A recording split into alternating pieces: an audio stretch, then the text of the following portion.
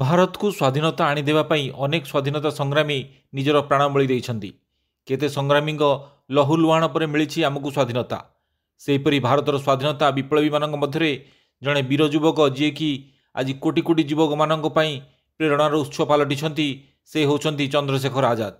कहुए जे इंग्रेज मानक भयर अन्य नाम थिले आजाद। 1906 मसीहा जुलाई 23 तारिख मध्यप्रदेश भावराठारे पिता सीताराम तिवारी और माता जगरानी देवी कोलमंडन करथिले चंद्रशेखर आजाद। माता चाहूले पुत्र संस्कृत विद्वान हेबो, किंतु आजाद चाहूले इंग्रेज मानक कबल देश को मुक्ति करने। 1920 मसीह आजाद मात्र 14 वर्ष बयस महात्मा गांधी असहयोग आंदोलन में सामिल होते, किंतु 1922 मसीहा चौरी चोरा हत्याकांड पर महात्मा गांधी असहयोग आंदोलन को प्रत्याहार करते, किंतु पछ घुंचा दे नथिले आजाद। तांका मन में जली उठिथिला विप्लवर निया। ठीक से ही समय साइमन कमिशन विरोध कर लाला लाजपत राय इंग्रेज मानक आक्रोशर शिकार होई मृत्युवरण करथिले। लाला लाजपत राय मृत्युर प्रतिशोध नेबे रचना करा जायथिला योजना। इंग्रेज अधिकारी जी लाला लाजपत राय को गुली करी हत्या करथिले तांकू गुली करी हत्या करिया पई एही योजना रे शामिल होइथिले चंद्रशेखर आजाद, भगत सिंह और राजगुरु। भगवान का आशीर्वाद एही योजना सफल मध्य होइथिला।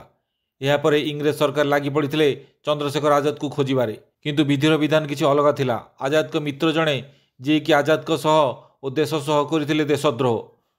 पुलिस को सूचना देते आजाद को रहिबा स्थान एक पार्कर। यापर पार्क को चारिपटू घेरी जाते इंग्रेज सरकार को पुलिस। निजर एक सहयोगी सह वार्तालाप व्यस्त थी आजाद को तिले हेले जना नथिला निज मित्रर धोखा विषय। संगे संगे से पाखे थिबा सहयोगी को सुरक्षित भाव में से स्थान छाड़ी जावाक निर्देश देते। पाखापाखि 20 मिनिट चलीथिला इंग्रेज पुलिस और आजाद के भितर गुली वर्षण। शेष से जितेबाला जानिले तांको पाखरे बंदूक रे शेष गोटे गुली अच्छी, सेतेबाला से भाविले इंग्रेज मानक फाँसी मरिया अपेक्षा निज गुली रे निजे मरबी। शेष निजको निजे गुली करी देशपाई अमर होगले चंद्रशेखर आजाद। मात्र 24 वर्ष बयस देश मातृका निज प्राण बलि देइथिले। से कहते शत्रु को गुली को आमे सामना करिबा, आमे आजाद थिले, आजाद अच्छे, आजाद रहिबा। आज से महान स्वाधीनता संग्रामी देशप्रेमी चंद्रशेखर आजाद को पुण्यतिथि अवसर में निकट में विनम्र श्रद्धांजलि।